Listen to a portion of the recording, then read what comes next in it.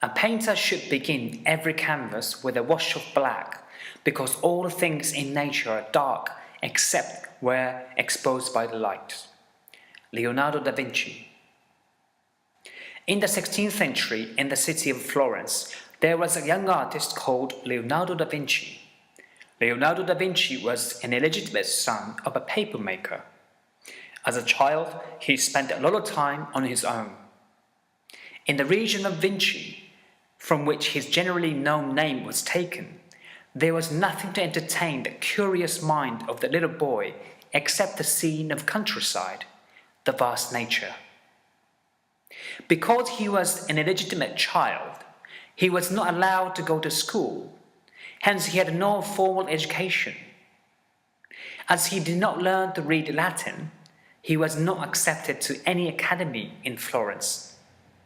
However, using his influence, his father obtained an apprenticeship in the studio of a prominent sculptor, Andrea del Verrocchio, in the city of Florence. This is where young Leonardo ferociously absorbed various techniques from the master, ranging from drawing, fresco techniques to sculpture and bronze casting, which all became extremely useful in his subsequent career. After apprenticing in the workshop of a Florentine sculptor, goldsmith and painter Verrocchio, young Leonardo went on his own. Florence at that time was ruled by Lorenzo de' Medici, who earned his fortune in the currency exchange business and became de facto the ruler of the Florence. When the Pope asked the Medici to send him the best Florentine artist to work on the ceiling of the Sistine Chapel, Lorenzo proposed the names of 12 artists, excluding Leonardo. At the Uffizi Gallery in Florence, there was Leonardo's early work, titled The Annunciation, which is still on display at the present time.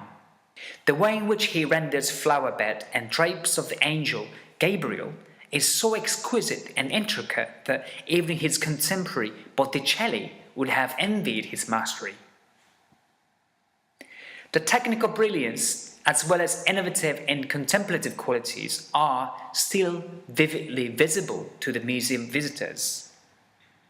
It is so remarkable that clearly there were no artists from the same era who could stand in his competition.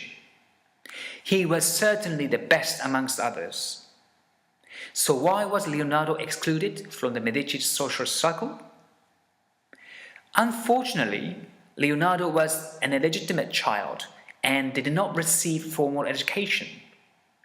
As a result, he did not read Latin.